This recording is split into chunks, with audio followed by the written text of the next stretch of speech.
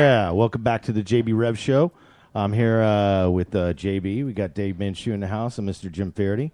That was The Invasion we were just listening to. That's from 2003. That's some good stuff. And this is from the Circadian Cast that you do. Yeah, there you go. And, you played this whole album. And, I told you when you we were first playing it for me, you kind of forced me to listen to it because I was in your car. You were strapped in. And I was like, all right. And, I was very reluctant. But, man, that's a great band. And I'm really surprised. I've never heard of them. They're from Idaho. Yeah, they're from Nampa, Idaho. And check this out. There's a song, too, that they play, Nampa, Idaho, that says the Orlando Undead, right? Oh, right. Yeah, that's kind of creepy. Yeah, that was and weird. it's from 2003. Anyway. And it say Orlando, that's in the lyrics. I know, Orlando, it's weird. It's right in the middle of the album. So, and that's just, I'm surprised I've never heard of them. It's before. on this same that's network, really the Circadian Cast. We play original music. There you go. Send us original music submission at WJBWnetworks.com. Attach an MP3 or send us to a safe download site where we can download the music.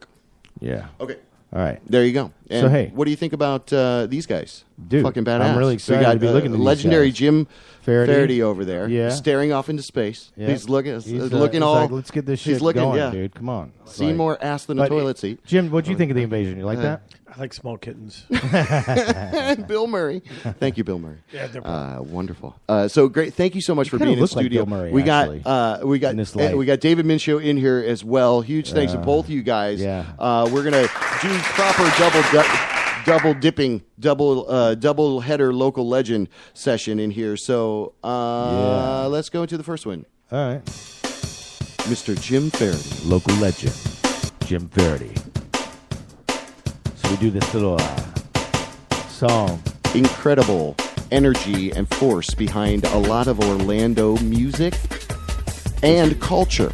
Scene. Orlando definitely. music history in the house right over there. No doubt. That's who we're going to speak with. This guy pioneering with the Sapphire, and even before that, we heard about bringing bands here to Orlando. A lot of cool stuff coming up. About Max Sabbath coming up on Halloween. How legendary is that? Again, the man kind of behind the curtain on a lot of cool stuff, Mr. Jim Faherty. Thank you for coming in studio, brother. I really appreciate you doing this. I know at Maxine's things got a little hairy, right? I kind of actually really it was loved fun. It was fun. Kurt's the most amazing host it was of all awesome time. there. And I think I was overserved. Well, you were overserved. I think I was overserved. There was too much red wine, a little too much. Some libations were going on. There was a lot of. That was a lot of fun. Legal and a lot of illegal stuff. There you go. Okay. Well, nobody about that. He's under oath over there. Jim Faherty. So you got a lot of cool stuff coming up, which I want to get to, but I don't know a lot of cool stuff. I got a couple. You got some cool stuff coming up, well, dude. Max Sabbath, Halloween number 1. I'll say that's upcoming quickly. Well, someone who stole $1 million from McDonald's and doing Max Sabbath all in one thing that's really kind of cool. Jeez. So I'm actually really I'm excited to take a picture with them with that. Nice. Yeah, that's a good point. I didn't think you would go there, but you did. Oh, Hamburglar. I'm going all the way. I'm dressing as a Hamburglar that night. Are you really? I'm going to guest drum on 2 of the songs. All right. What else are you going to do besides Hamburglar? I'm going to do a little guest drumming on a couple of the songs. Really? Nice. Yeah. Dude. And that's this Saturday night, right? No, Halloween. Halloween. Oh my God. Halloween Monday night. Reverend. Oh. Grandpa. Reverend over there. Sorry. It's Halloween night. That's Let's go. October 31st. Let's peel back for people that maybe didn't hear that episode, but give us kind of a brief synopsis of kind of how you came up in Orlando. Some interesting tales. Compare it from now, and then you kind of came up through some stuff, and then I want to get into everything that's coming up. Like what do you like? So we full circle would be is I'm doing Jelly Afro. Yeah. New Year's Eve in 1985, I did him at the legendary Syrinx Lebanese Hall. And where is which was on 1792 next to 7-Eleven. Okay. Right north of Colonial. And I went in there and I booked it as a 16th birthday party. I wore a little suit and tie and told it I was doing a birthday party for a friend of mine's 18th birthday. Oh, my God. And she rented to me for $1,000. Wow. I did the Dead Kennedys. I gave her $6,000 in damages. Wow. And I still made money. And I cried like a little baby because there was so much horrific damage and violence that went on. It was amazing. And so they tore the place up?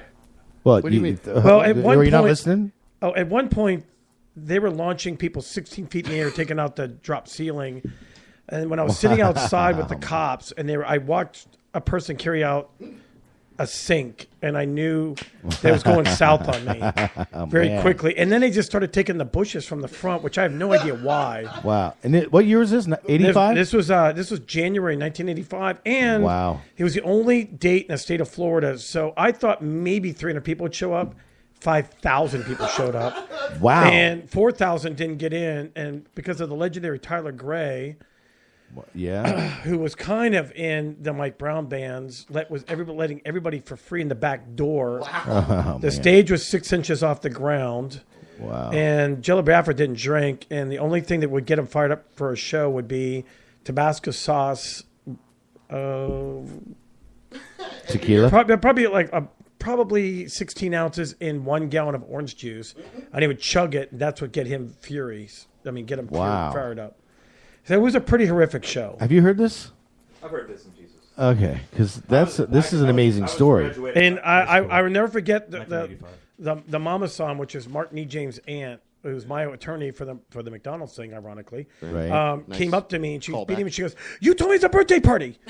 You owe me $3,000." And I go, "I'll give you 5. Just let me walk away, please, right now." Wow, dude, that's an awesome story. It was horrific. So that was your first show? No, God, no. No, that was 85. You said? That was 85. That was about 85. So he gave us kind of a little juicy. I did juicy relic from the past, and that's exactly what we were looking for. Because again, this guy is Orlando music history incarnate. So it's awesome to have you in the room, brother. I really appreciate you being here. And you did Flaming Lips on OBT in a motel, correct? Yes, we did. I was there. Oh yeah, Road Shadow Ballroom. Say that again. At a skanky hotel room on Orange Blossom Trail. We had no place to do shows, so we rented out this little ballroom way on the South Trail with the guys from Rose Shadows, a metal band that were like the Guns N' Roses of Orlando, and we rented this ballroom. It had one plug, and we plugged in the Flaming Lips, and the first song they just blew out the power. And it was really cool though. Really, it was entertaining. That's all I got to say. So since you brought up Flaming Lips, actually Dave did. There's another story that you that I know that they were supposed to be playing at the Social or Sapphire Supper Club. I'm sorry, Sapphire Supper Club at the time, and they were playing the next night. Do you remember this? Because I heard this from you actually that they didn't. You called Wayne, and they were still. That was at Beach Club. Beach Club. Okay. No. He called me. That's when his wife or his girlfriend at the time was doing all Sub Pop bands like Nirvana and Soundgarden, just all like 1989. All those bands, The Fluid, Love Battery, all those Sub Pop bands. Dinosaur Jr. No, Dinosaur Jr. from Boston. No, it was all just all the Sub Pop. All the Sub Pop stuff. All and right. his girlfriend at the time, Michelle, had this booking agent called Space Baby. And she was very spaced out, too. So I called Wayne up at his house. Back then, we didn't have cell phones. Right. And I go, "Hey, man, I'm excited about the show we're going to do in Orlando tomorrow night."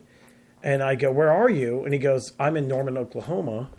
And I go, "You're playing the show at midnight at Beach Club." And he's like, "Yeah. Michelle told me it's 12 hours. I go, "You're in Norman, Oklahoma. Wow. It's like 20 hours.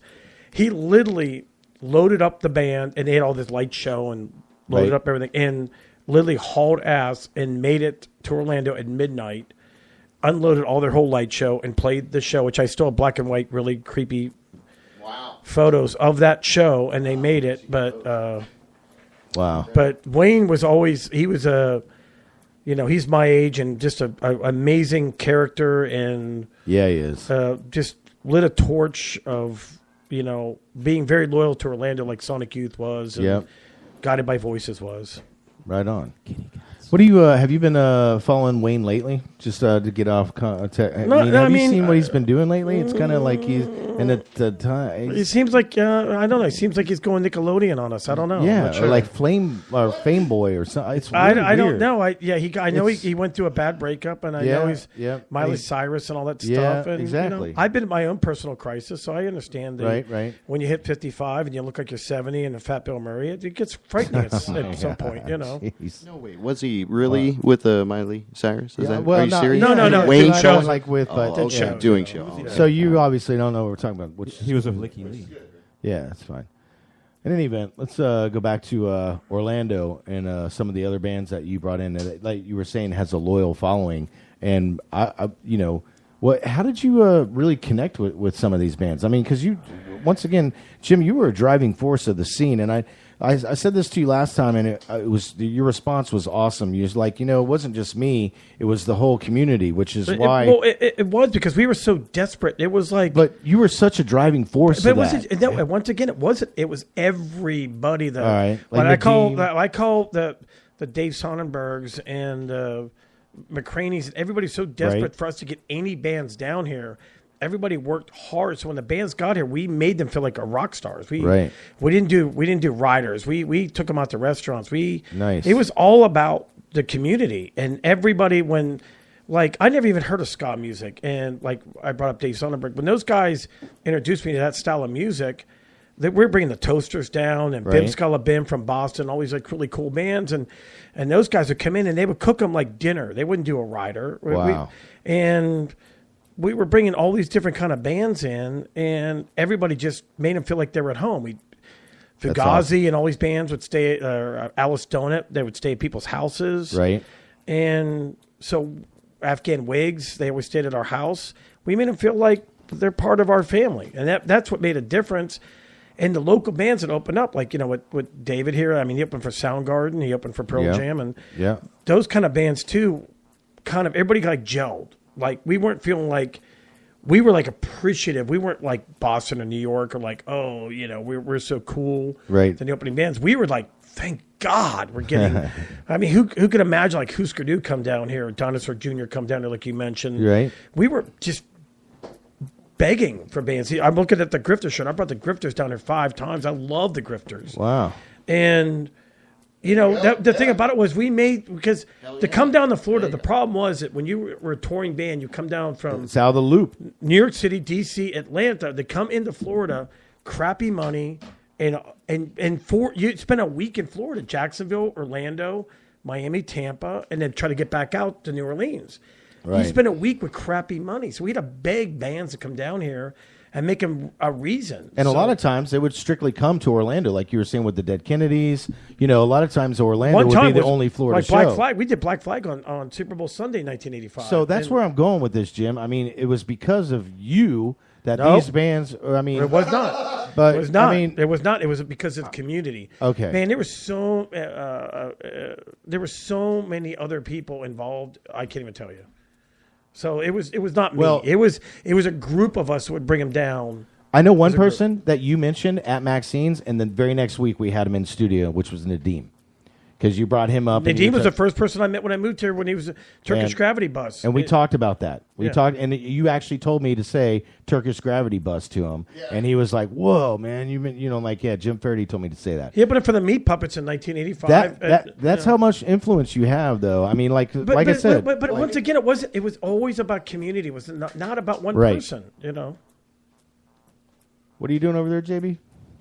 What was that? Oh, sorry. No, I was going to say we're speaking with Jim Faherty. Yeah, we are. And in studio, we got Dave Minshew kind of hanging out. Your mic's on, I think, right? I've just been leaving it on. We're going to be talking to him an extent here. All right. So, we're going to get to that a little bit later. But the Sapphire days, I think, exactly, really kind of defined the fact that you were, on the vibe. He was well defined before Sapphire. Well, that's what I'm saying, though. That was kind of like the whole embodiment of it. So that was 12 years after doing shows, right? And then Sapphire came. Okay, in the so fold. I'm fast forwarding a little too fast, but no, that's kind of a moving to point because I think in somebody's career, like we're talking about, you're putting together shows, you're getting talent to come to Orlando. It's important to say that had a full maturity there, and the brilliance and beauty of that is not long forgotten in the city. So it still is a great place in the social.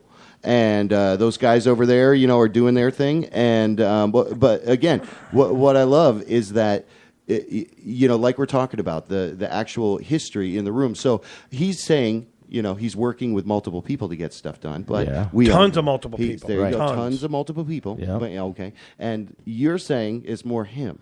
No, I'm saying he corralled it. I mean, without Jim, I corralled it. He's but being very humble. But I'm not being very humble. If it wasn't for these other guys, like I never heard of Soul Asylum. Dave Simon was like, dude, you gotta book this. Someone would tell you, hey, I never heard of Soul Asylum, but then you would make it happen that they'd come here. That's what I'm saying. But you corralled it. But they would go out and make sure that enough people would show up at the show. And like they get Jim. I heard this new band. Man, they're fucking awesome. They made it happen that enough people would show up that I could pay the band. Hey, can you just say thanks, Jerry? I appreciate you noticing that I crowd all this shit. Oh my God. I'm just kidding. Wow, I'm all freaking out, dude. Freaking out. I never know it. No, but okay, wow. I didn't know you were that needy, Jerry. You no, but that's the magnitude, I guess. What Jerry's saying is the magnitude of your badassery is full scope. So thank you for being I really you. Can't comment Keep doing what you're doing. And understand you have to have a good, community. The thing about back then was that's the whole thing about what Go Lounge and Kit Kat Club and all that stuff. Right. It was all about the community. That's the whole thing. There's no possible way without Murmur Records, Wax Tree Records, right? The Field Trips, all these bands. Yeah. Like when I did John Kell with the Field Trips, whatever, I couldn't do any of this if it wasn't for the bands running around trying to get people to show up to the show. Right. It was I was a corraller a little bit, but it took all these other people to rally people to come to these. We had no internet. We had no cell phones. Right. We had nothing. We had posters on telephone poles. Okay. So maybe I'm putting it wrong. Let's say you were the one that kind of provided the venue. You were the one that was overseeing. You're kind of the godfather. You corralled these kids that were conduit, I think conduit's a good term. Yeah, conduit. I just don't want to take credit because it was all about a community. I'm just trying to explain to people that don't know who you are. Who you really... 1 in 3 states, not Florida. But, I mean, you really... Let's put it this way. If it wasn't for you, I don't think a lot of these shows would have happened. Let's put it that way. All right? Okay. I mean, who else would bring Smashing Pumpkins to the Beach Club? Exactly. Or Jesus Lizard to the Beach Club? Flaming Lips to the Beach Club. And I mean, it's... Afghan Wigs at the Beach Club. I can keep going on. You can, and that's the thing. And what about then all the success from all the shows that you were doing? You were eventually partnered up with Shaney, and you guys opened up Sapphire. And right. Probably 80% of the shows, as McCraney and Shaney could testify, were big losers and lost a lot of money and overshadowed the shows that we did make money, but we lost a lot of money. Right. But you bounced back, and that's we bounced back. We did a record label. We put out a lot of albums with local bands and Figurehead Productions. Yeah, we did a lot of stuff. I mean, if Slow and such rock stars, I would have put them out. But it wasn't my fault. It was the other guys. They were too good, too cool. Can you just bring that mic into your get that mic? Okay, there you go. Now he's getting cracklies. Oh. Pretty kitty. It was hanging on by a leash. Damn it. Now I'm not on. All right, so now I'm not on. All right, there we go. Please, for the love of God, somebody talk. Because you guys just went from, what's the matter with you? It's a live show. People are like... This is a live show. We don't edit this shit out. Okay, there you go. All right, that's what keeps us juicy. Pretty kitty? Thank you. Okay. No, pretty kitty. No. So I'm going to let you go over and adjust that while he keeps saying pretty kitty. We got Dave Minshew in-house. And name some of the other bands that came into Beach Club. Back in the I think I just named them all, Jerry. Jesus Lizard, Afghan Wigs, and Flaming Lips. Now there's about 200 more. Yeah, and that's the success of those shows were pretty kitty, right? Jeez. No, I mean. Okay. Is he there? We're having some. No, he's not. He's definitely I think I'm there. cursed with the old vaccines. You sound good now. Okay. No. We got you. Sorry. Okay. Sorry No. I mean, we did a lot of obscure bands, Barbecue Killers. We did a lot of really cool stuff, Mercyland and stuff from Faith Healers, Atlanta, Faith Healers, Codeine. We did a lot of stuff at the station, which was then we called it Trainwreck. Right. And we did Flaming Lips and Butthole Servers? Afghan Wigs. Well, Butthole Servers was at Beach Club, which Nadim's band played for, Bad Afro Experience. Right. Which was absolutely probably my top 5 shows of all time. Really? That's. I'm glad you brought that up. So Butthole Servers were just insane. It was just the scariest show I ever did, ever. Really? And they're frightening band. Even more scarier than Dead Kennedys. Way more cocaine scary. Oh, wow. Yeah. Gotcha. So that was Gibby's a very large man. Really? Yeah. Gotcha. So, have you heard of horror? Just real quick, because did you hear about the show Horror at Space? Did you hear? Spacefish? Spacefish, Space Bar. What's the matter with you? Anyways, your top 5 show was what you just said at Beach Club. But that's what are some of the other top shows that you've been to? Not even that necessarily that you were a part of, but like you've seen. Well, thousands, tens of thousands of concerts, and maybe arcing up to Sapphire.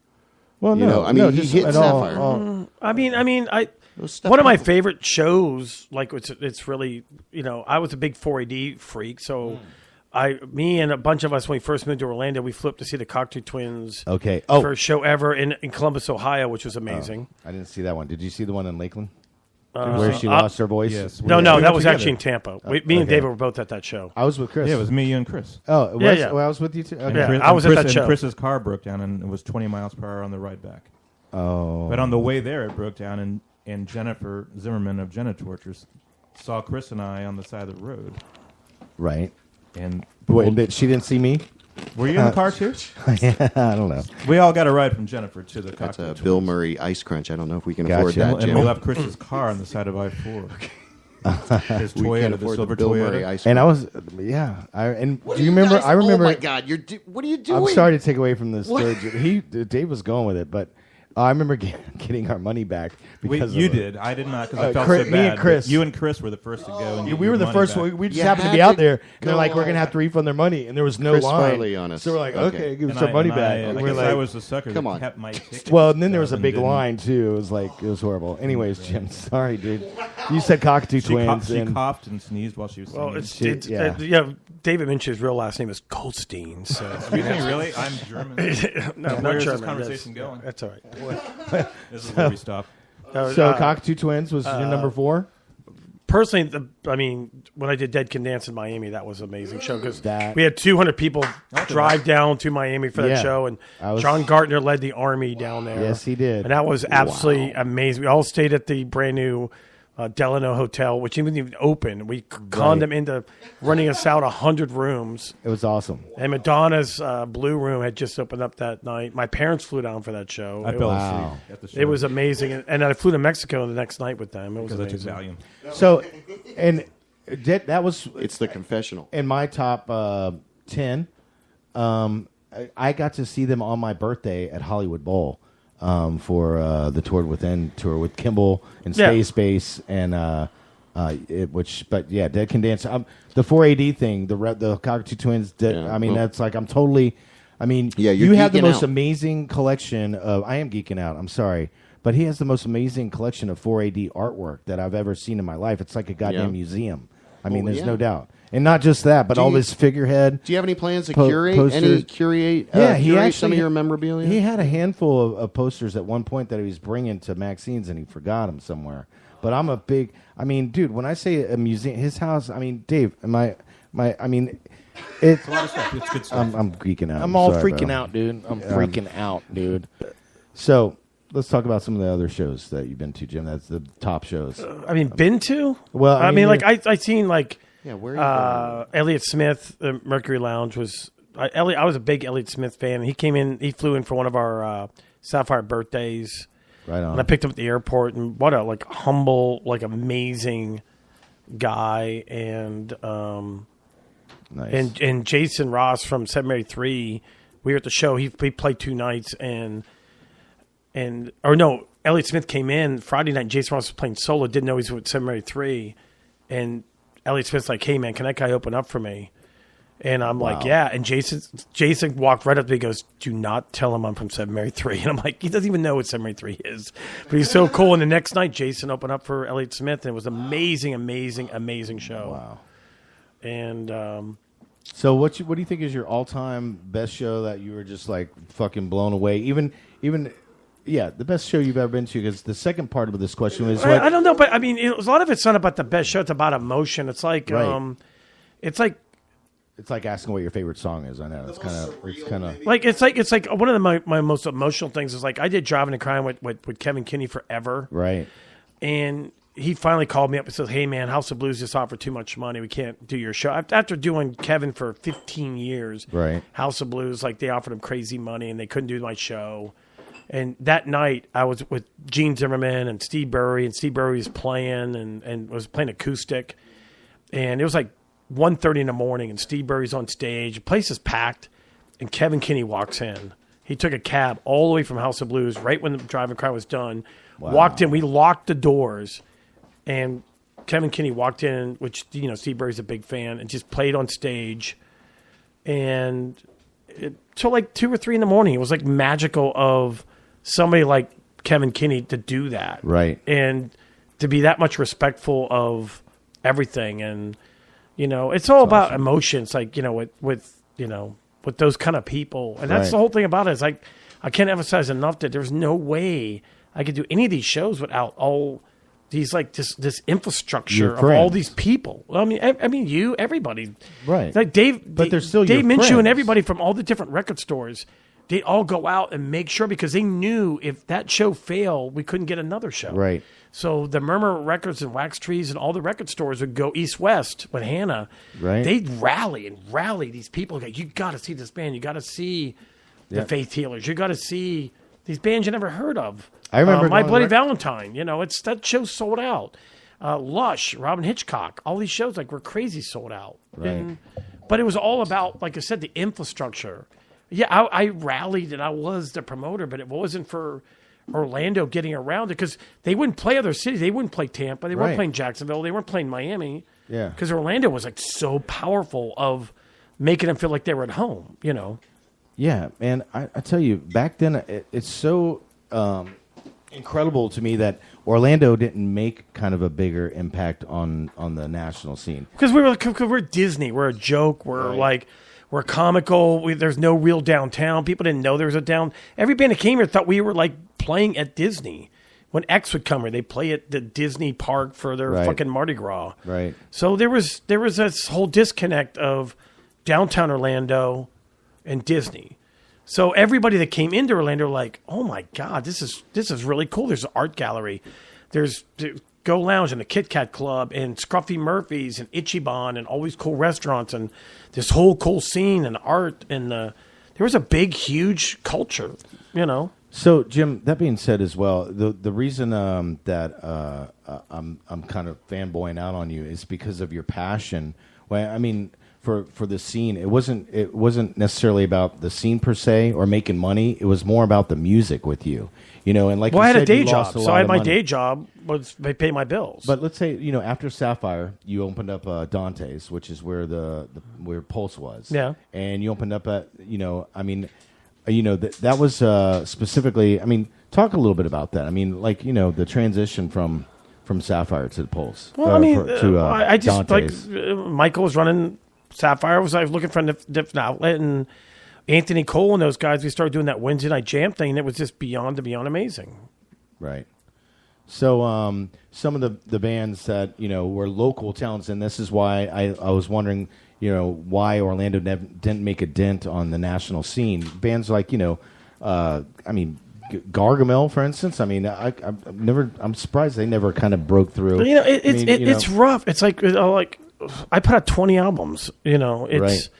Even like the Genitortures. I mean, Genitortures. If it wasn't for them, Marilyn Manson would never been found. Right. I mean, Marilyn Manson was signed the exact same night as Genitortures on IRS Records. Really.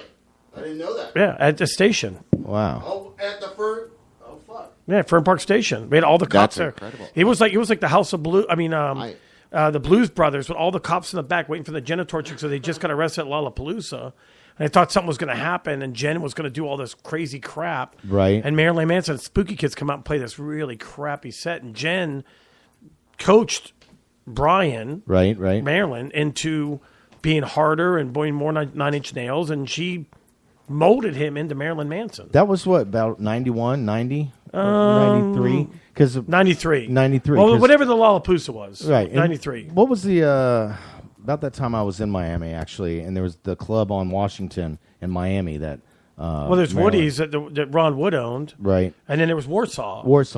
Yeah, that's a big kind of gay club, but hardcore club. Right. Yeah. I love Warsaw. Yeah. I used to go there all the time. Yeah.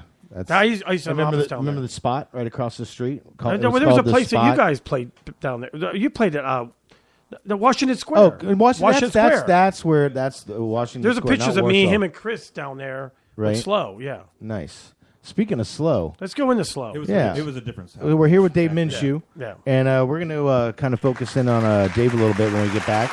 But we're going to start off with huge props over there, Mr. Jim Faherty, local Jim, legend. Thanks for giving us a proper interview. Wait, I want to talk about Max Sabbath and New Year's Eve. We're not done with you. No, we're going to talk about that and then go into the slow. You see how that says it there? Right, see how it says? Okay, because I'm old and blind and you can't see that? I'm sorry. I thought you was Tinder. You want to meet me? That's no, what I thought that said. Swipe left. No, this is a whiteboard, a mini whiteboard. So there you go. It's Max Sabbath, New Year's Eve, and then I slow. thought that said there we go. Meet me slow at Max Sabbath. I was giving you a future gay thing. I was reading it backwards. Yeah, it's so professional. I'll be wearing I'll be wearing the red. Fucking intern. Yeah, red bandana left pocket. That'll be me. Yeah, that intern. I fucking hit the All right, so we're gonna go into some slow. What's the? No. Max Sabbath. Max Sabbath. Max Sabbath. Okay, you guys witnessed that, right? Yeah, I witnessed that because. Can I get a witness? Okay, it's no big deal. We're doing it at the Abbey, which was one of my favorite venues, where I seen John Waters, and I couldn't. I almost broke my face laughing. I love John Waters. And you just had Driving and Crying there, which was an amazing show. Yeah. Yeah, so it's a great venue. Yeah, Max Sabbath Halloween night, and it's gonna be special. That's all I got to say, because it's hard to describe people that dress like McDonald's characters and play Max Sabbath. Especially with this clown fucking craze going on right now. So I'm gonna be on stage showing out dollar bills. It's gonna be a lot of fun. It's gonna be really cool. A good show. It's gonna be amazing. Awesome. Halloween place to be. And then I know I'll be Max there. Sabbath. And then New Year's Eve at Will's Pub. Yeah. We are doing the legendary, of course, Reverend Horton Heat. Right on. And Jello Biafra, just like they did with, I can't remember his name, is going to front Reverend Horton Heat's band and do 8 Dead Kennedy songs. Wow. And then the legendary Shack Shakers. And then Get Up and Go and Brian's band. Brian Shatterkoff's bands. Berto? Berto. Oh, playing guitar for Berto, Yes. Okay. And playing, on guitar with Berto. And Mighty Bushman. The Woolly Bushman. Woolly Bushman. Yeah, I'm really there you horrible go. with all that stuff. Yeah, little. That's your guys' job. So it's. And then we're going to do a really cool VIP area with free barbecue, free Yingling. Yingling Beer is our big sponsor on this. We're really excited about it. So, and so this is like kind of you did a Reverend Horton Heat a couple months ago, January 12th. Yeah, with Unknown Henson. Unknown Henson last time fronted Reverend's band. Yeah, and then who? Nashville Pussy. Nashville Pussy, and then also the Russian guy. The Rev Elvis's. Yeah, Red Elvis's. Yeah, there Red you Elvis's. Go. Yeah. They were really cool. I never seen a lot before. of remarkable stuff. That again, that show was amazing. That show sold here. out. Was so much fun. Yep. It was cold outside. It felt good. It was really cool. Dude, every one of those performers were spot on. All of them. I mean, from Uncle. Yeah. Kind of fanboying out again there. I'm like, I'm all freaking out, dude. I'm freaking out, dude. Google that right now. I'm just a big unknown. Let's get partying forever. I'm a big Unknown Henson fan. Am I off the hook now? Yeah. Ooh, girl. All right, so we're going to listen to some... So let's build up a little bit. We're going to hear some slow. This is an incredible group from the early to mid-90s. Okay. Wait, where are you? 91? 91? Yeah. Why are you not in there? There he is. Am I being heard? Okay, there you go. Because I don't hear myself. We have David Minshew we're going to go to next, but we're going to play a track. So this is called Indian Red. And give us a little flavor around it before we roll into it. We'll let your voice be the last thing anybody hears before we go into this. So we're going to do it MTV style. Okay. But then they'll hear my voice again in the song. Then. Yeah, well, that's... Keep in mind, this is from 91. So it's a little dated sounding. Like, how many years? Come again? It's all you. Turn my mic off for some reason. Yeah, you don't need to turn my mic off. I didn't hear myself at all. Yeah, see, there we go. So we're going to let you... talk about this a little bit. Dave, Indian give Red. us a little intro into Indian Red and slow in general. I guess we'll get I into didn't that. know this was going to happen. Don't worry. Don't be put on the spot. All right, don't put him on the spot. Stop it, Jerry. Why are you Stop creating it. tension like this? Why you gotta look at me that way? I'm glad you noticed. Finally, yeah. There might be something's going down in studio. All right, listen to this. It's a little bit of a Dusky Jewel. It's a track called Indian Red from the group called Slow from, again, the mid-'90s. 91. Dig the 91. fuck out of this.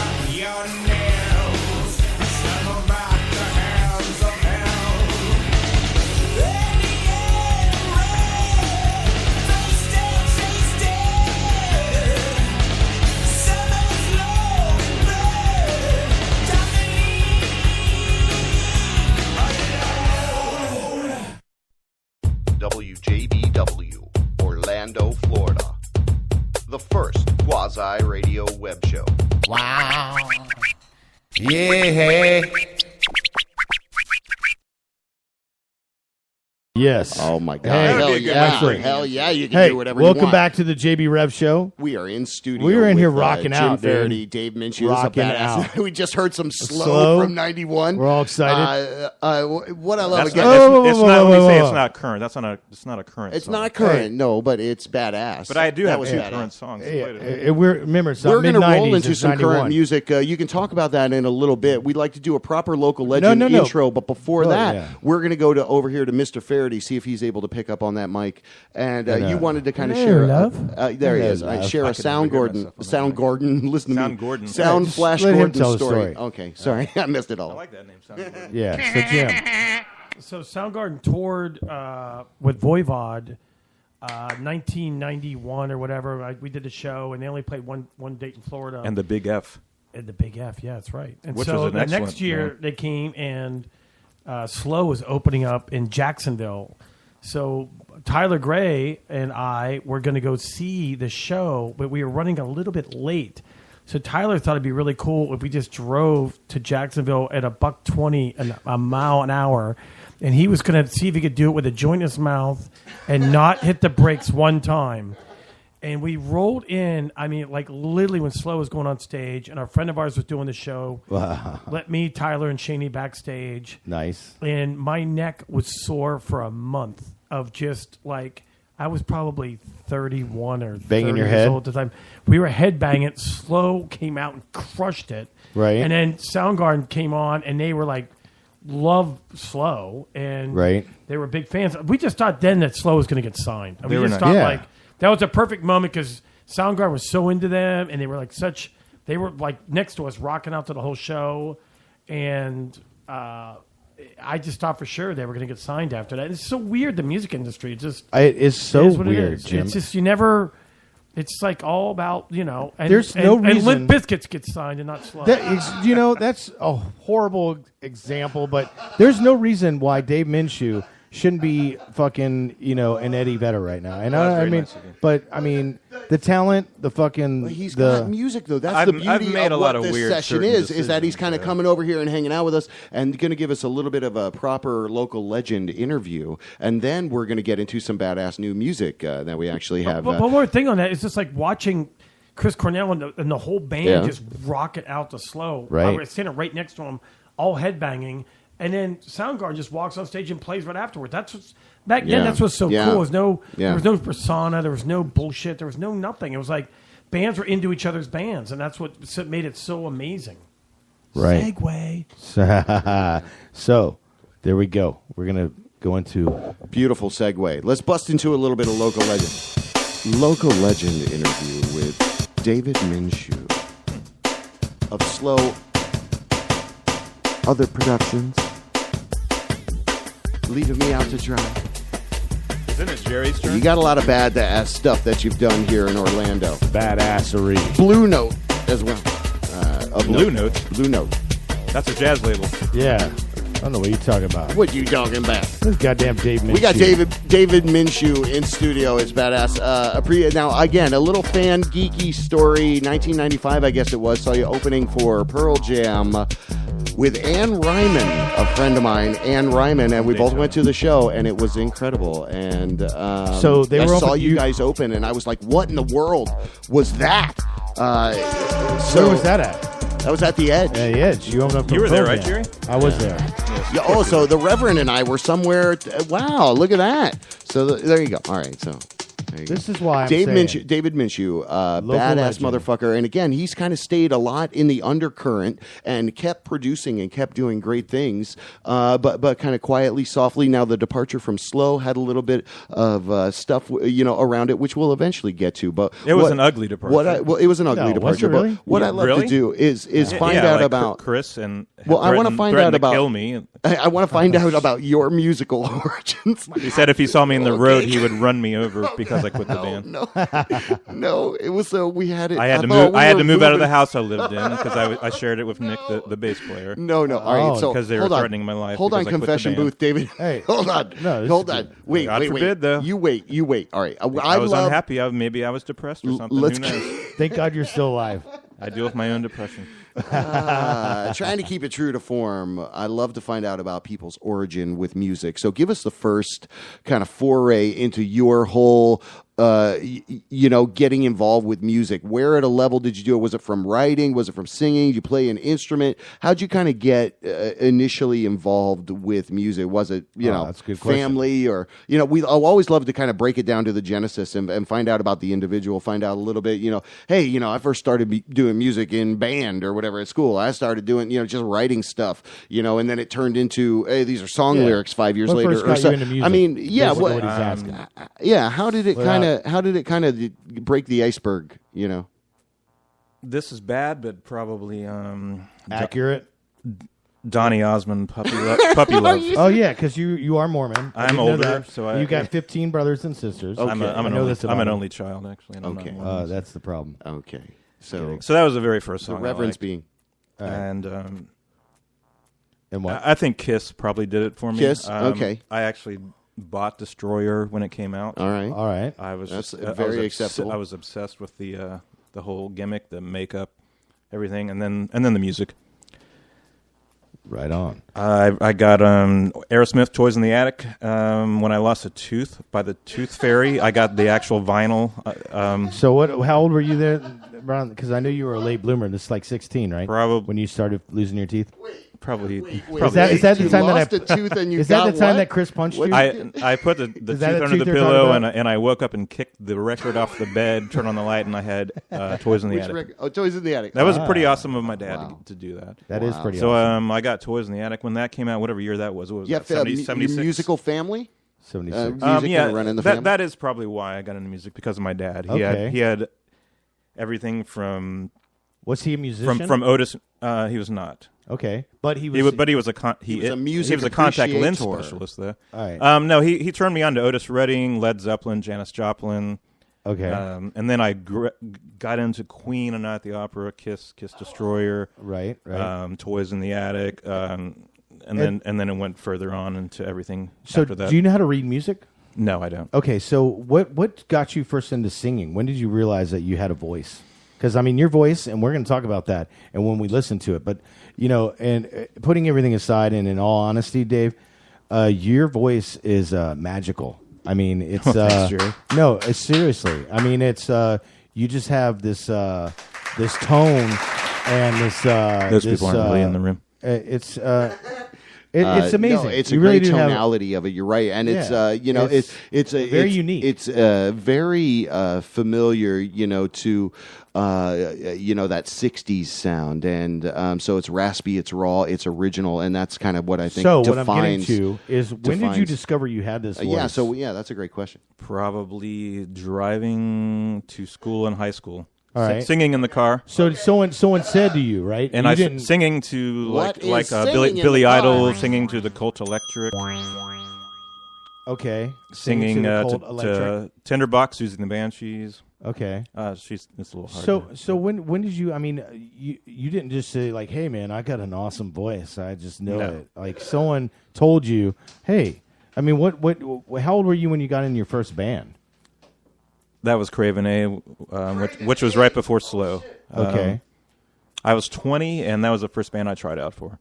Oh, so you actually auditioned for it? I did, then. yes. And who was kind of pushing you towards that? Was it I mean, because with the voice that you have, I just think you would have been singing a lot younger than 20 at Craven A. This is news to me right now. Actually, I was singing in the car, Jerry. Oh, that's right. In the car. That's right. And then I got enough. Yeah, once you got enough courage. I got courage, nerve to open the car door and Smirnoff and go audition. Yes, that helped. Nice. So you were 20, Craven A. Yes, they had just gotten rid of Marissa. That would be right. Chris. Who's that other guitar player guy? Jesse Sparks. Oh, Jesse Sparks. And Nick Barth, of course. And Nick Barth Jr.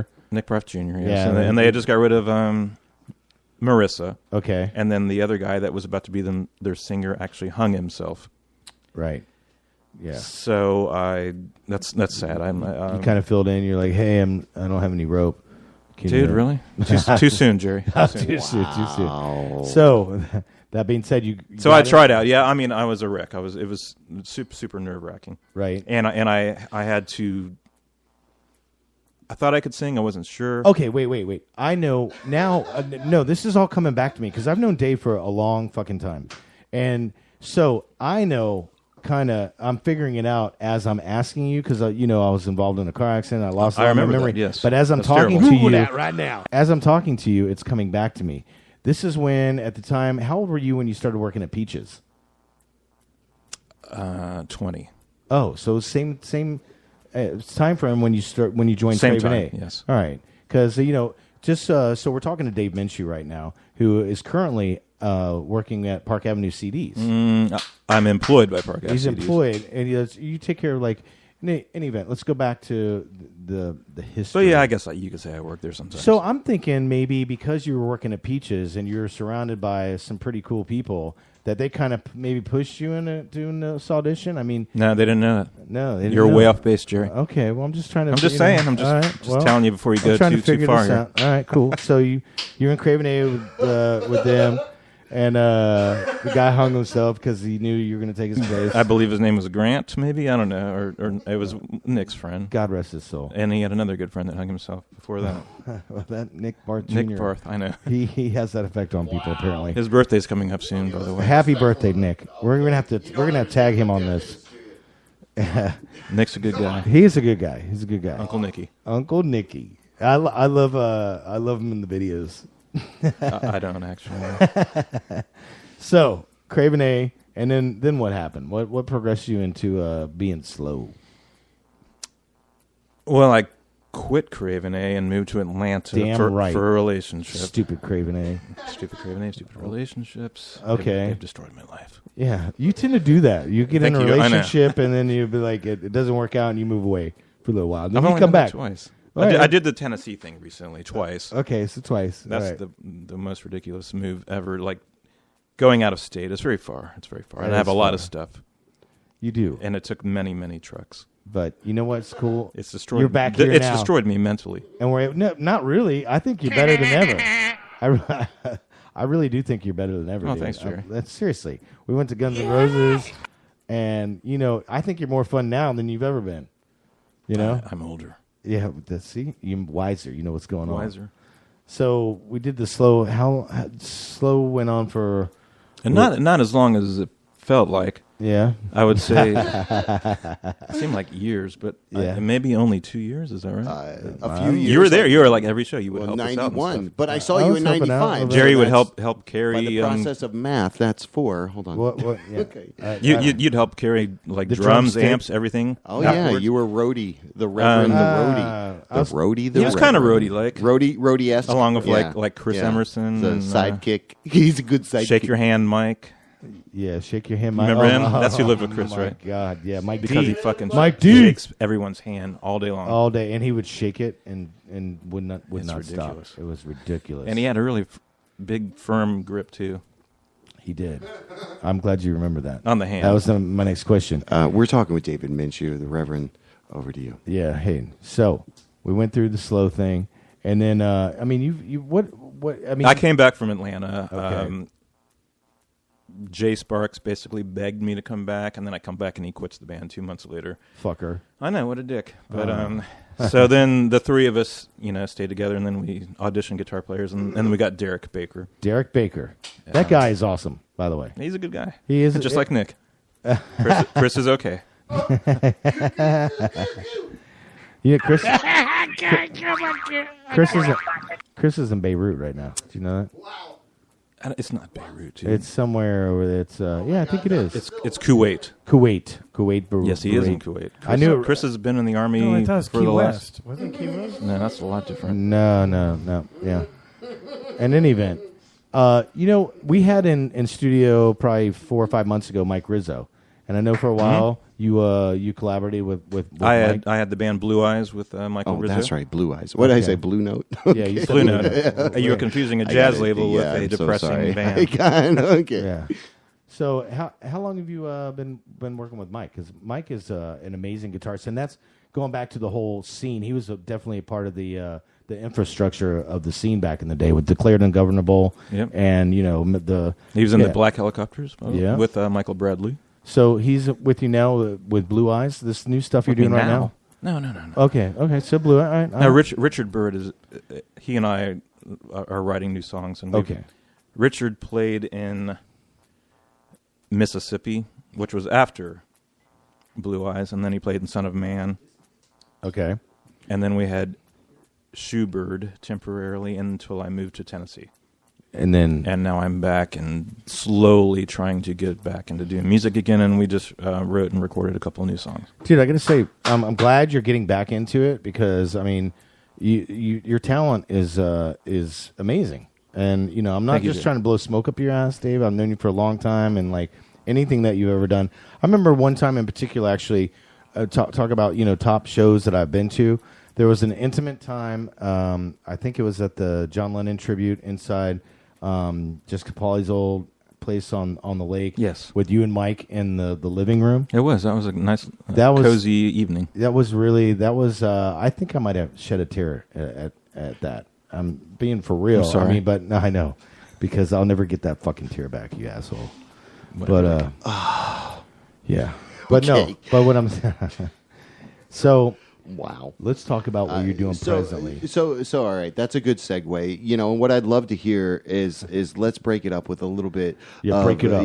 Interesting tales from the road. Maybe you played with someone, but like Jim said earlier, things kind of seamlessly flowed to, here's Soundgarden, here's Slow. You meshed Pearl in Jam. with the scene. Any kind of relics from that day that you can conjure up and something that kind share of blew with your us. mind, wow. Anything just impromptu, like, holy fuck, I saw Eddie Vedder's penis. I did not see his penis. All right, we don't really want to know that. It was behind me the whole time. But okay, no, that's not where we were going. No. We were going in the simple direction of think about that. I guess think about that. Ruminate. You want to ruminate it? Roomba. Well, that was the very last show that I played with Slow. Was the Pearl Jam show. Let's talk about that. Man. And I guess. We had things going well for us, and right. We had a showcase coming up in New York with Atlantic Records. We had just played with Soundgarden at the Milk Bar in Jacksonville. We played with a lot of up and coming bands as well at the time. Jenna Tortures, Marilyn Manson. Right. We were lucky enough to play with Faith No More at the Beecham Theater. Nice. Yeah, I mean, but I guess I suppose that something wasn't quite right, Jerry, and I may have had some issues. All right.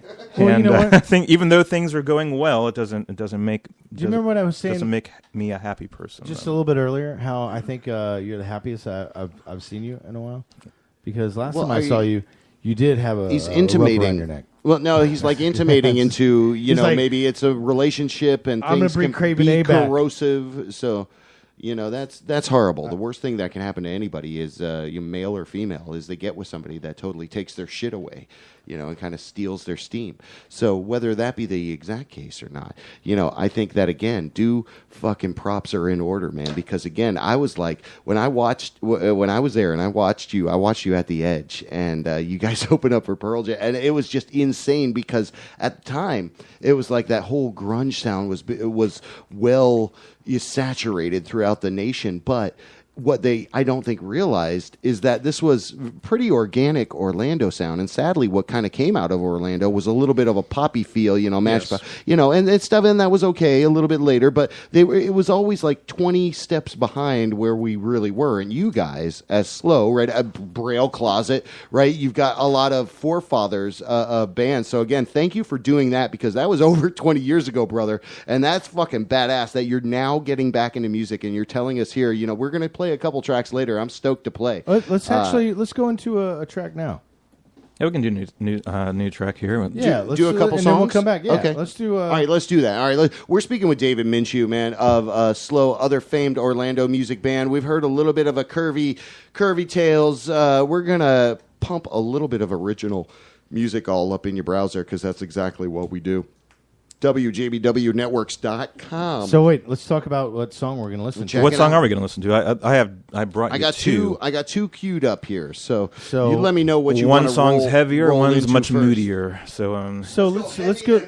heavy than Moody. All right, Yeah, it's let's not do super some heavy. heavy, It's more of a southern rock kind of vibe. And by the way, I purposely did not listen to this, Dave, because I wanted to listen to this with you in the room. So I'm not. Oh, you're gonna make everybody sit in their chair and.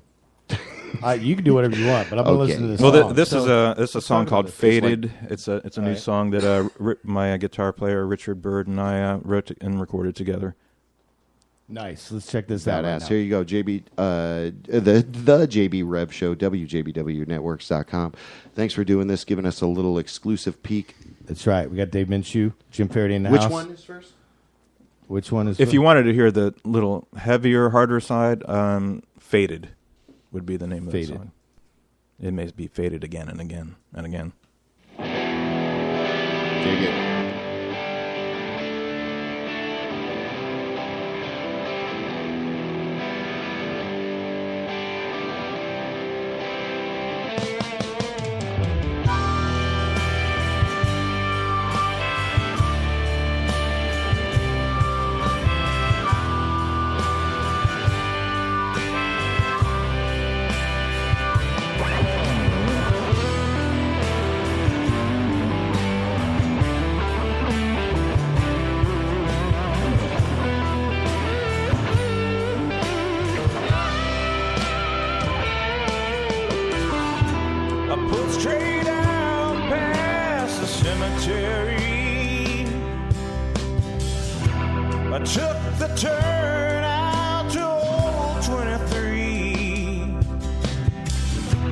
Took 10 years off my life today.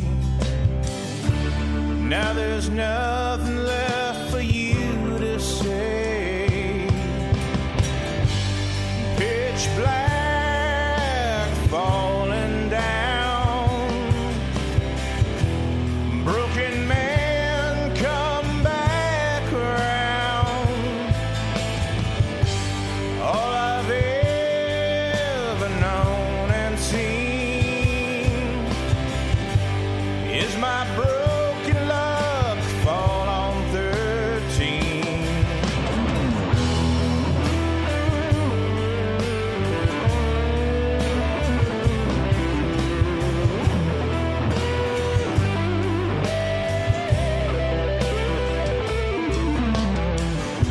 Well, there's a church on every hilltop. I pray to find my way back real soon to the life that sold the man I was. I'll be leaving you at noon. Pitch black falling down. Broken man come back around. Well, all I've ever known and seen is my broken luck fall on 13.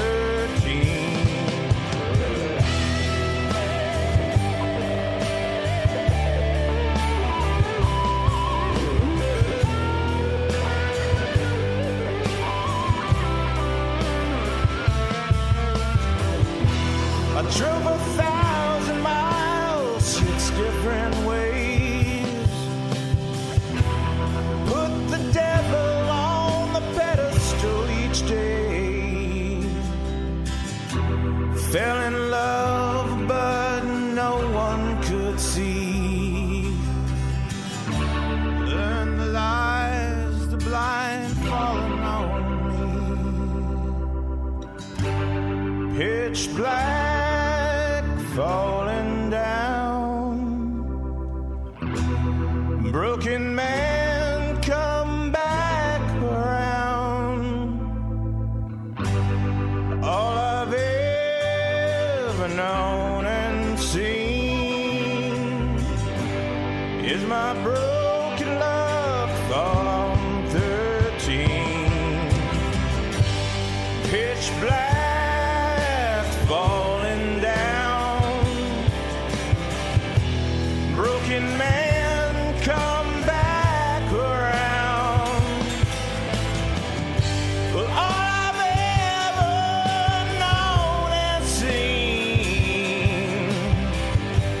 Is my broken luck fall on 13?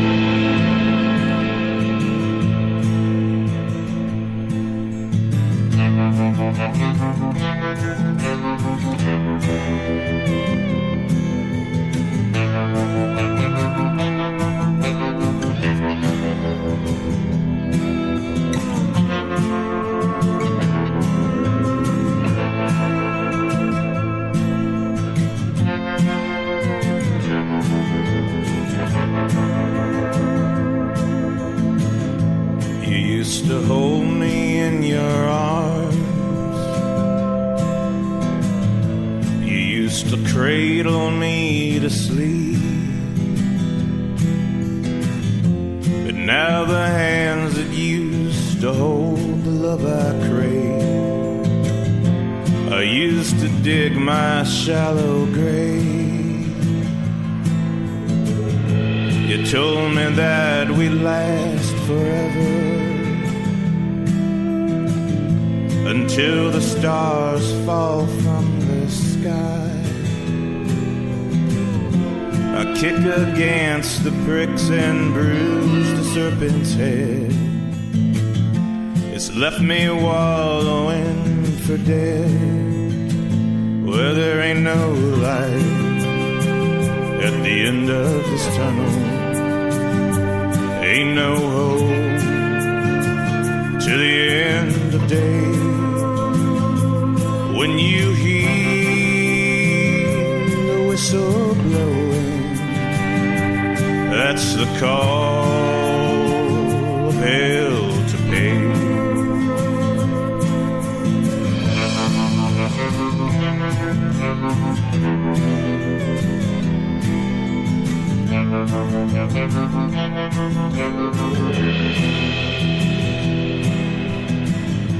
And now the night is set before me,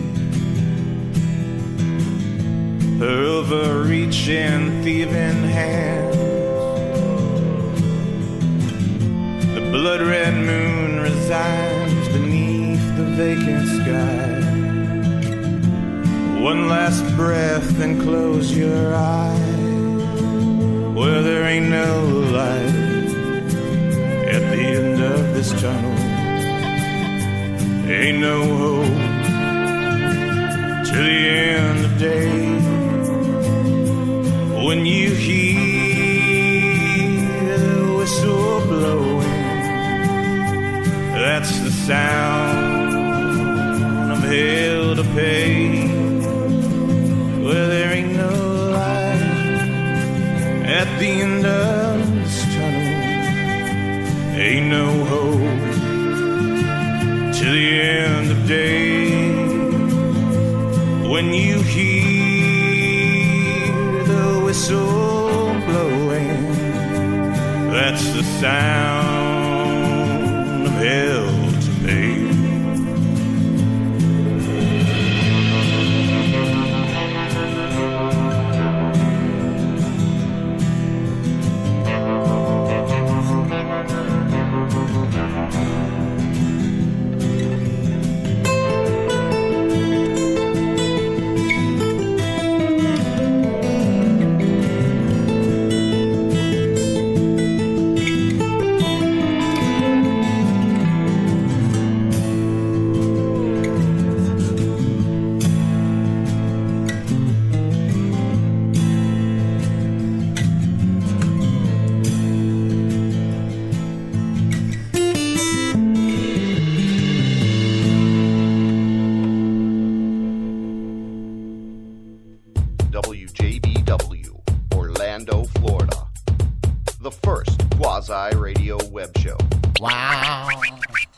Yeah.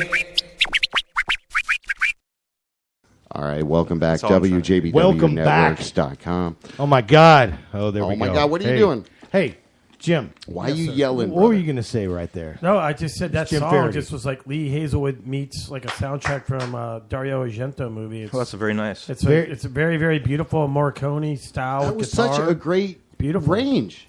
Yeah, it's very soundtrack, like you said. It's like a very... it sounded very like Harry Dean Stanton movie soundtrack, Right. you know. Didn't he just recently die? No, he's 90 years old. He's still No, alive. my mom told me. I love that Someone told me I I knew look like, she was wrong. I know even the whole age I am. Someone told me I look just like him. All right, I got a quick question. So I was going to say he's the Bill Murray of Orlando, Jim Faherty over here. He's badass. You know, it's a good time. Mr. I guess we'll come back. Wow, rich to with the question. stories. All right, no, you What's your go. problem, You go. Jerry? Come on, Donkey Puss. Go over there. No, we're Snagglepuss. back to Dave. No. Because I really literally did forget it because... oh, I know. Where did your musical influences come from, Jim? Like, you know, you're obviously your parents. I know. He says but- back to Dave, and then he asked Jim a question. I Well, thought you were a no, but you professional. were asking me what... Are you not a was, professional? All right, back to Dave. There we go. Oh, wow. Dave, you know I love you. Did you but- have a question for Dave? I'm not in That's the what- mood to talk. Come on, we So just back to heard Jim. some great... Here's what I want to do. I want to talk about that original music we just heard because, again, everything we do here is promote talented people on a weekly basis, so I don't want to get away from that with your shenanigans. I know. All right, I'm so all over the place. we'll stay focused. All right, Jim's we got to yawning. stay focused. It's a free-for-all. All right, so David, give us a little flavor about kind of what you're doing now, who you're working with. That sound was great. That sound was incredible. I think those tracks, need a little bit more refinement, and they could be superlative. But give us a sense. They're not quite mixed yet. Yeah, they're not. You gave us or raw, mastered. I did. They're very gave raw. Us some raw mixes, First which time, we're so first grateful. time heard to the We're outside fucking ears. grateful for that. That That's is what I'm awesome. saying. Well, I Yeah. appreciate you playing. They were incredible. So at that base, at that base level with those tracks, give us a sense of where you're at and what you're doing now with music and kind of your projection forward. That's a lot. Yeah, he does ask these questions That's a where little it's just like, too. hey, man. Too to the point. One at a So, time. Tell us about the music we just heard. Jerry, tell us about the music. Well, we just heard it. And actually, what was really great about it is it was the first time Dave actually heard it in headphones. It was. So basically what JB's trying to get at here is what you and the guitarist's name, what's his Richard name? Bird. Richard are doing right now. Obviously, you're going somewhere with this. I mean, that's not even a master mix of that. And It's it not, sounds and amazing. we write everything together ourselves, and he's doing all the recording and mixing. So, And- whenever there's like, not charities per se, but tributes involved, like, you're always a part of that. I have been. Yeah. When can we, I mean, dude, your presence Well, on, I on mean, stage. I've been out of the state for like 2 years. I've been back almost a year now, which is crazy. Okay. But it's when's the last time you were on stage here in Orlando? What tribute was that? I think I was there. Actually, what was that Yeah, it that was at Sapphire Will's- reunion that happened like 2.5 years ago, Jim? Are you sure it wasn't at Will's Pub? You didn't do something at the Falcon, or was that? That was before the Nick Cave tribute. So that was the. Yeah, there you go. But there was one more time after that. It's been too long It was is at what the I'm getting at. Sapphire when Shaney came to town. It was what was it? The 20 No, year. It was 2 years ago. April 1st, 2 years ago. What was what was the 20th reunion? anniversary of 20th. Sapphire, Yeah, that was the last time I played with Michael Rizzo. Right on. We did a Blue Eyes reunion, like 3 songs. Nice. So Very nice. I haven't played here or anywhere in about 2.5 years. So why don't we focus on getting you on stage again? Okay. I mean, because that's where you really shine. I enjoy it. No, but seriously. So that being said, I mean, we got enough people. I mean, the reason we do this show, Dave, is to kind of focus on the talent that Orlando has. And Exactly. I mean, dude. Exactly It's been too correct. long, dude. You need to be up on stage. Well, and yeah, showcase your talent. I'm slowly getting back Love into to be it. a part of the kind of the flint that starts the fire and helps people recognize the talent they have here in Orlando. And again, it's been kind of relatively subversive. So to be able to uncover the fact that hey, you're back here, you're able and you're open to do stuff, I think is glorious. And again, we're speaking with Dave Minshew in studio across the way. Jim Faherty in studio. Right. Totally classic lineup here. We have these guys. Jim's kicking his cell phone on the He's carpet hilarious. right now. This is a double. What's he doing? Listen, this is a big Because he deal. dropped it and he's trying to pick it up with his foot. This is a double local legend. Listen to me, JB. Okay, so we lost JB. There you go. I'm listening. I'm here. I know Jim's. I'm listening. He's a double local legend indeed. I don't think because you're going to need to hear this, JB, because I don't think either one of these guys know what it means to be a local legend on the JB Rev show and what it consists of. I know Jim might, but tell him the stipulations. You're going to have to wear a hood you have every to be, Sunday evening. No, you have to be in Orlando. In a young lamb's blood. This is really past Jim's bedtime, by the way. Yeah. He's getting so sleepy time looking over there. It's seriously, we put this little title out there, and it's just to gratify the fact that there's a lot of badass motherfuckers that are doing great stuff and that will continue to do great stuff. So we were just so fortunate enough to catch you in this moment in time where thank you, Dave Minshew. Thank you, Jim Faherty. You guys fucking rock. I really appreciate the fact you both. Oh, thank you guys. Yeah. So what are you wrapping this up? What are you doing here? Can someone get Jim a pillow? What do you want to do? I know, Jim. Yeah, Jim's over there just hanging on by a thread. He's doing good. Yeah. Where's his mic? So put his mic. Talk into the microphone, and you're kind of wrapping things up. I had a question over here. Once again, you made me lose my train of thought. It's good shit. But okay, so what I was actually getting at, and I asked you the question, and I even said I prompted you to listen to me, asking you the question of what it really to be on the JB Rev show as a local legend, what it entails. It's 20 years being in town, and okay, really.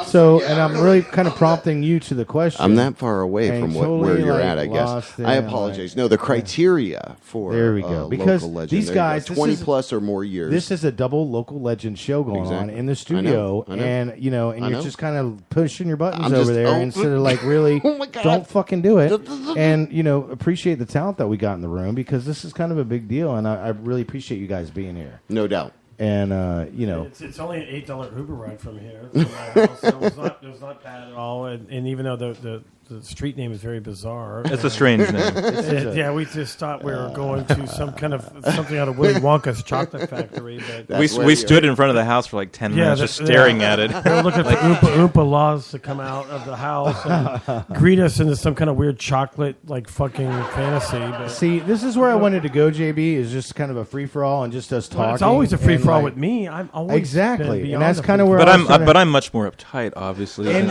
a little more introverted, and especially when I'm on the spot. So that's just that's why. And being his Jewish background, that's why he's very uptight. And what's my problem? Your oppressive Jewish background. I have. There's nothing. Why are you going there? Well, you're American Indian and German, dude, and a little bit Irish. It's just I've been there and done that. Cherokee dick. Cherokee dick. Is that where that is right, Jerry? It's very strong. It is very strong. Delicious beef Cherokee dick. Strong. Red blood. Bound to get the friction on. Yeah. So his New Order tattoo is really fucking cool. Oh, really? Yeah. Is that the Shamus and Michael Jordan 23 tattoos? Yeah, exactly. All right. Yeah, was that the tramp stamp cover up you got done, Dave? Is that the one he's talking about? Okay. Because I know that was very painful for him. He called me often. It's a very stingy. Night. It's a very stingy area, the back bottom of your back. It is, right? Bob Leamy chiming in on the chat on Spreaker. Oh, so man, there you go. You chime in on the chat. We'll mention your fucking name, Bob Leamy. Thank you. That's right. BobLeamySweat.org for all of your sweat needs. He's a big fan of the show. Is he being nice or mean? No, he's out there. He's a supporter. He's listening. That's good. Yeah, he's listening. Because there's a lot of jerky he's people out there listening. Yeah, you're right. It'd be cool to put black orcas and kind of a gothic thing on his back. So Nice. So he was a diamond Esperanza. It's true, he was. Dave. Ooh, girl. Jerry. You the thing I really like about you, which I don't think I've ever been able to say to you, nice. And because we went to the bathroom together, I figured maybe I could. We did, but there were two separate bathrooms. There were, but I was still knocking on the wall, wasn't I? You were. Smells like prison sex. See, it's a little weird. It smells like. It made me comment a little bit. Hey, so we got this box that we're going to open up, and you guys being here, we're just going to share this box. Right. BobLevySweat.org. But Bob's we get paid every time we say that. He says. So there you go. Thank you, Bob. It's true. We have Polka's Hottest. You guys I know you're familiar with Pocahontas and Wendy. POCASHOTTEST. So we're going to share whatever's in this box. She sent us a care package. We talk about her every week. Polka's Hottest. ShannonHoltArt.com. Go check out and support the sponsors, artarmy.org. We're going to open up a box. The revolution has begun. And I'm glad she's 21. Wow. To your imagination. A revolution is a dramatic change in ideas or practice. This is a revolution, a dramatic change. This is the Art Army. That was loud. Hey, that was loud, but that's one of our sponsors. Army? I just opened the box, so we're gonna just pull these. And once again, I'm glad she's 21. So this first sauce, which I can't. Maybe I should. Okay, you want to turn on the big boy light? No. Turn on the big boy light. I'm good. I'm good. Can you see what we were sent? Okay, Grandpa's putting on. So this is POCAsHottest.com. The first you can one. order online. Yeah, you can definitely and get the stuff sent exactly to your home address. So and by the way, the history of Pocahontas is she. A lot of her sauces are named after a lot of the local talent here. I bought a ton of her. Oh, yes. Okay. I've seen the recipes. So for the people that they have don't it know, at Kim's place, right? Kim's place are lovely. Next to the lovely next to Park Ave CDs. For Everybody. Christmas, I go there and I buy $100 worth of her sauces and give it as a Christmas gift. Yeah, they're awesome. That's a lovely on Kareem. That's awesome. You do that. Yeah. So, I'd have to have a band name to get. Yeah, you sauce would get, though. Since I'm just slow sauce. You can call that's not. They have the cocksucker, but they banned it. Really? Minshew. You could do what is that? What is that? The small shrew. The small shrew. Dick. The little shrew. Dick. Yeah, Dick. Be the Vienna sausage very, sauce. Very small shrew. We don't have a name yet, so we can't have sauce. The Minshew Vienna sausage sauce. Vienna shrew. The Vienna very Minshew tiny sauce. shrew. I love Vienna sausages. I know you do. On the boat on St. John's River fishing. Oh, you do, don't you? Yeah, it's nice. Some Pepsi. It's really the cock shrew. I remember. I know. Look at the box. I kept the box closed for 2 weeks. I know. Almost a week told and you. My only claim to fame in this box is that if the Milka sauce is in here, that is mine. I know you did say and then that. we'll talk about who gets it. And they call that. What do you got? What do you got? Well, they call that the hot box. All right. Okay. They do, don't they? Okay. Jim knows all about that. Mic over there. All right. So the first one that I just pulled out is Thomas Winnan the Believers Hellfire hot sauce. Oh, rock out. Which I just I have that one for a souvenir gift. Oh, you want that one? Give it to him. Give it to him. Why we don't don't even know. to him? We don't even know what else is in the box. Yeah. Jim. Right. So Jim's already. Jim Faherty I just said the hot box. So I get the wisely hot box, right? chose based on his instincts. That's also that's one of the that's a good one that you got. Bottles, Jim. yeah, and you can sell that on eBay after the new album comes out. That's what we're gonna actually gonna promote. And by the way, I love the lovely Kim. We already plugged that shit. We can't plug it anymore. All right, Jerry's got a new product there. What do you got over there? This one is the smoked apple barbecue. Wow, that's new Fat one. Night sauce. Oh shit, Fat Night. David really likes the Fat Night, so I do. He does, and I like apples. You should give that. He likes apples. You should give that to him. All right, we'll take the rest in stride. All right, yeah, there you go. That's yours. That's not what you wanted. Thanks, Jerry. It's called Apple in the Back Road. Yeah, that's his favorite. Fat Night. All right, so button push over there. Now we got some. Oh my God! Let me set it up, and you this can knock it down. Because this isn't really even a sauce, but I'm definitely. Oh no! You got the bacon salt. I got the bacon flavored salt. Oh, which this is, and it's Casey's. Wow. Bacon flavored salt. Wow. which we all know Casey. Okay. That owns Casey's downtown. It's sounding like I'm getting. He's got a beautiful bar in New Smyrna Beach now. He does. It's Upper Deck. Just saw Kaylee Baker there and a week I ago. seen Roger. Roger's a bartender up there. Yeah. The owner of Matador. Yeah, exactly. He was there when I went to see. Yeah. Let's break away from this promotion to talk about something else. Max Sabbath, tickets to Max Sabbath. What do people do if they're listening to this show? Yeah. Is there If any you're way they listening can to say this show. WJBW to you and get something? I'll tell you one thing, Mr. Faherty. I'll give the first 10 callers 10 free tickets. Oh my God! Okay, I'm calling this right is like now. old school radio. VIP pass. You could Oh just my hand God! it to me First 10 across the room. 10 tickets. Oh my All right. God! So Hold on, what's let that me number there, JB? It's But wait. By the way, the next sauce that I opened up is the in one North Dakota that I that I claim is the Milka's awesome sauce. like and if you look at it, it's white because when we were talking to Wendy as she was developing this, and she was telling us how long it took her and how many batches she had to go through to keep the everything about that white. sounds like some kind of 70s porn movie. Batches. It does. So you ran a batch. It's white, milky looking white. It's got white lips batches. on the cover. I mean, it's amazing. See that? You can't see that, Jim. I from can see far. that. Yeah, I can see it looks like Linda Lovelace. Yes, it's amazing. Rest in peace. All right, so that number is 407-379-9529. I had Love. to give the fair ability of the people out on the internet. We posted it there. So even no matter who calls, it seems like you're going to win a ticket to go see Max Sabbath right now because we're live. That's right. Oh, my God. Who do you got over there? So because the Rev says, I'm going to give free tickets away to Max Sabbath. Hey, you know what? Fantastic. We get a lot of we get our live, listeners, throughout the week and whatnot. But it would not. He's all defending his no, position. No, He's check all this out. This next sauce, by the way, is the Gargamel. Okay, I get that one. I get that one. I tried that one. Wait, you just got one. Yeah, you got it. So you're trading he's trading in his privilege. Hold on. This is good. Oh, you know what? Because you came out here in Uber, you got that. You know. There were the. How did he get that? All right, leave some for me. Wait. Trivia fact. All right. We are the two biggest post or pre-Genesis freaks in the whole world. You and Chuck? Oh, God, yeah. Peter Gabriel, Genesis freaks. Okay. Oh, my God. Lamb down on Broadway. Supper's ready. Swindled my God crybaby sauce away. So, yeah, he did. But you know what's great about Chuck is, you have no idea what a Genesis freaks we are. Bye, Felicia. That's terrible. Not me. That makes a lot of sense. Ooh, girl. It's not bad. It's just like, Phil Collins drummed on the first 3 Brian Eno albums. Did he? Yeah. Phil. Here comes the Warm Jets. Really? Taking Tiger Mountain. All right. And then what? And Before and After Science. So I just heard a story today about an ongoing feud with Phil Collins and Paul McCartney. I thought that was just stupid. I just read that. Did you? It's so gay. It is. Who really cares? I know, right? Who the fucking cares about Phil Collins after 1973 anyways? Really? So you didn't like the whole Genesis thing? Like, not after Peter Gabriel. Dude. No. It's like the only thing I liked after that Yeah. was American Psycho when he referenced that in that movie, which was fucking brilliant. That's awesome. Studio, it was amazing. I thought I was gonna fucking die.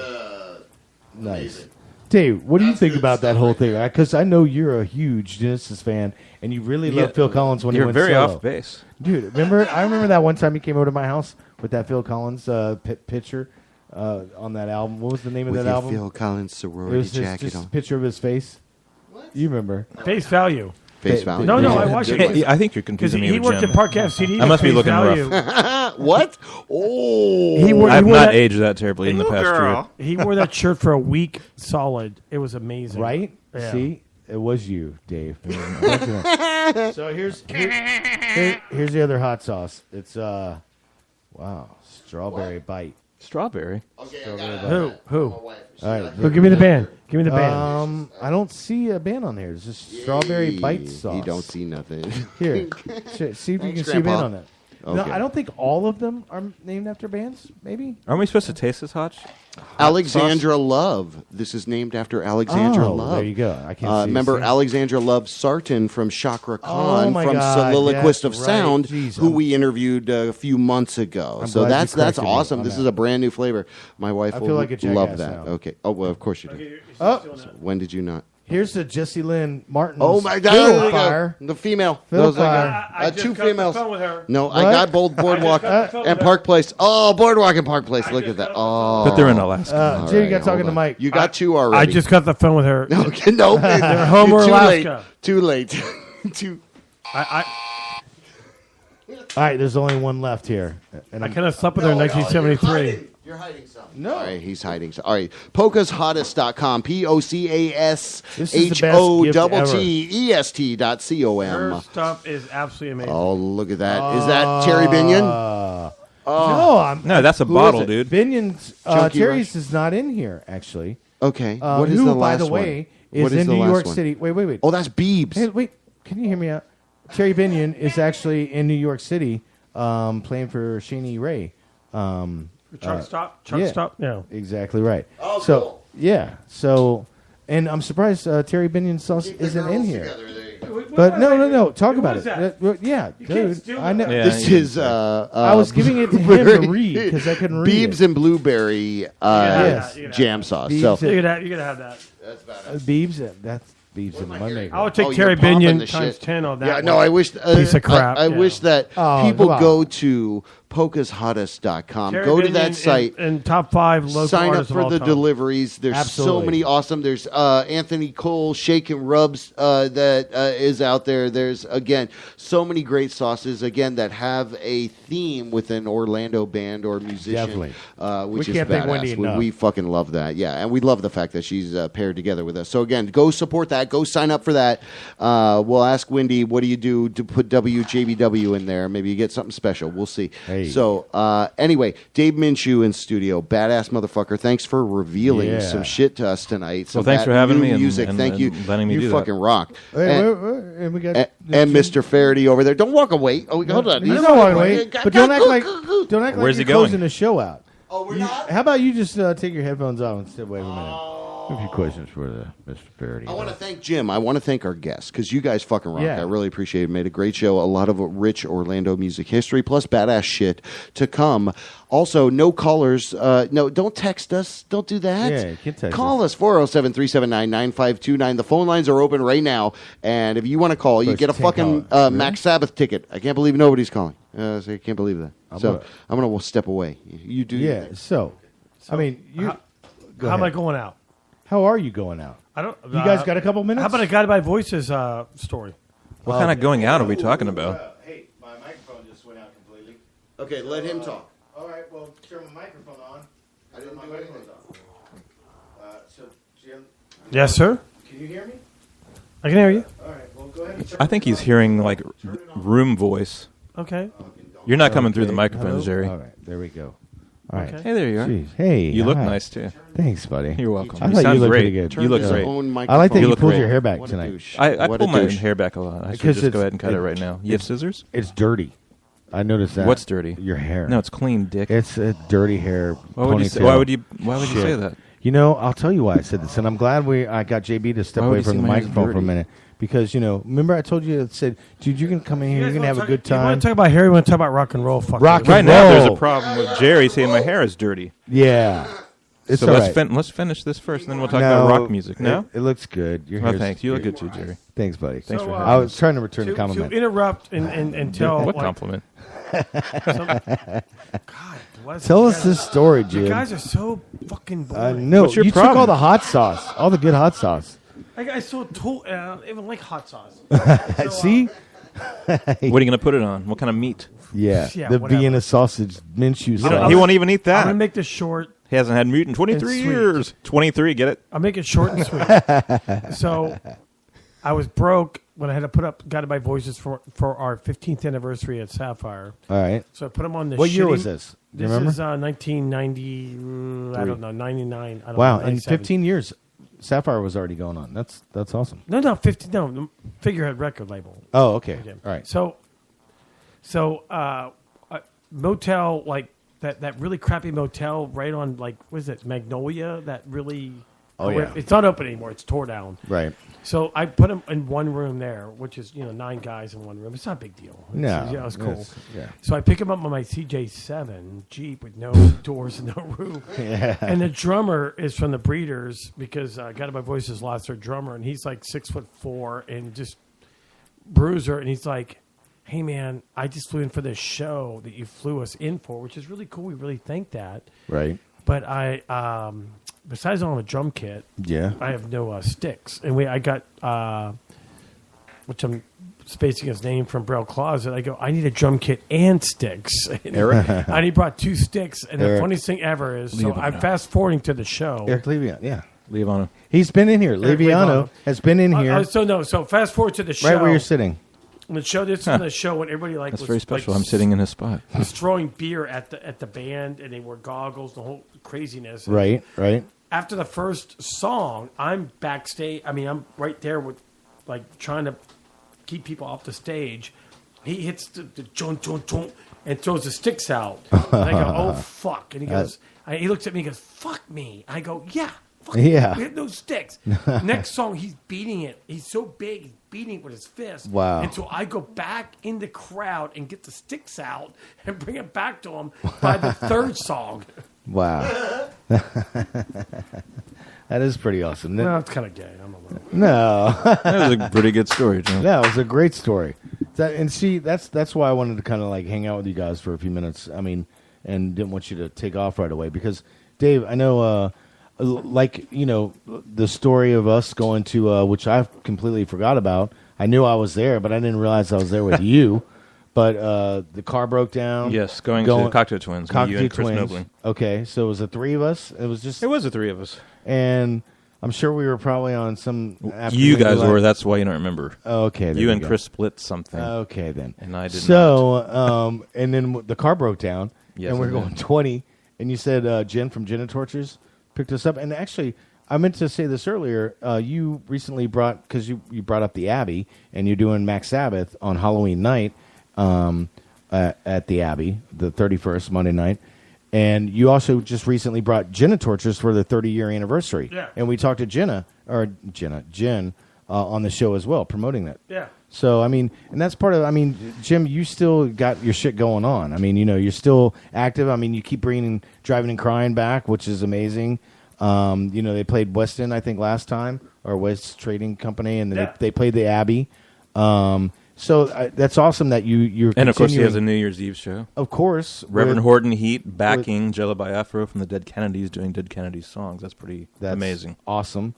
Or almost diagonal across from the street from where Dead Kennedys, because you said earlier full circle, did you not? The Dead Kennedys, and so it's on the same street, like less than like 3 blocks apart. That Diablo is going to be back on stage, or Diablo. Yet 30 years later. 30 years later, and all this 30. Goddamn, we're getting old, aren't we? Yes. It sucks. It's fucking. It is what it is. Hey, at least you're still with us. You didn't go the Craven A way. Yeah, I'm not gonna do that. Yeah, all right. I'm still breathing. Yes. I wake up. I breathe. I haven't been taken away yet. You breathe in the gathering gloom, so to speak, and then we all think about and reflect about what a good time we already had, and where the hell we going now. Where are you going with that? we've reached a really uppity part of the show tonight. This is where things are looking up. This is where the drugs are starting to take effect here. That's kidding. Hey man, it's been awesome having you. Do you got anything else you guys want to share, Dave? I know you got an Uber. Out of here. Hey, we're gonna be at, we're going to Wally's. Hello. Hey. Hello. Hello. Hey, caller. Hello, caller. We got a caller. Hello. I'm trying to win these damn tickets, man. Nobody's talking to me, man. Yeah, well. I'm trying to win these damn tickets. I need a pair of tickets to Max Sabbath, man. Hey, man. That show's on October 31st.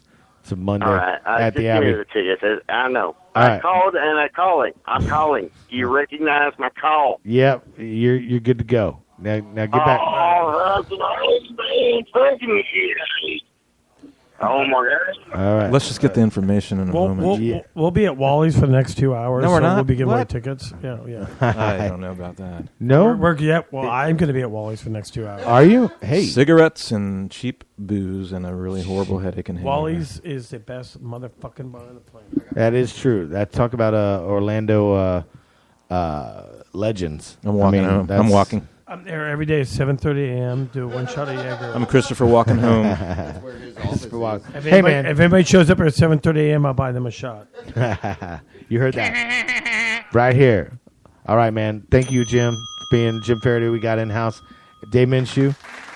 This has been awesome. It's been a great show. It was fun. Thanks for having us, and thanks for letting me play the 2 new songs as well. I'm looking forward to hearing some more stuff coming in. We're doing more stuff, Richard and I, and nice. I wanted to mention that our Tommy Durden was playing drums on the one song that had drums. Okay. Oh, right on. Nice. He was our Tommy drummer. Durden. He was our drummer in Shoebird. Okay. Right, a couple of years ago or so. So we're looking forward to recording some more stuff and and playing out live soon. Hopefully, awesome, you guys fucking rock. So Dude, keep us looped in, whatever we can do to promote. That's what we're all about. WJBWnetworks.com. That's the primary site where you can go and understand exactly what we do every week. It has been a great fucking show. Thank you so much. Thank you guys for coming in studio. Yeah, we got a little bit of 5-Time Shag closing us out, and then Wooly Bushman appropriately. We love the fuck out of those guys here. Yeah, fun, good times. We'll play a little bit of their track. Right. So again, join us everywhere we are: iTunes, Stitcher, YouTube, Mixcloud. All those platforms. Not done yet. Yeah, Mixcloud. That's a good I'm not one. done yet. Go on. Point is, through Spreaker, that's the primary hub. You can catch us on all of those distribution sites. After this program ends live, and thanks, BobLeamySweat.org, for chatting with us live. You can chat live through Spreaker. Just add the app. Spreaker's really gone a long way with their app, so you get the free app, and you can listen to our free show on the free app. I don't know how free frickin' more I gotta do iTunes shit. I gotta, is on there. My asshole's all also, nice if you have Apple TV, it's on podcast. Podcast. There you go. iTunes. Yeah, it's on. We're everywhere. Yeah. We're very well distributed. We're on Google Play. Yeah, right? it's out there. On. So check it out. Check it out. We are on TuneIn. Tune in. Okay, we are Tune out. everywhere. Drop in. No, it's on TuneIn.com. Go to Cockatoo Twins. Yeah. Up. All right. Thanks again. See you again. All right, buddy. WJBW, Orlando, Florida. The first quasi-radio web show. Wow. Yeah.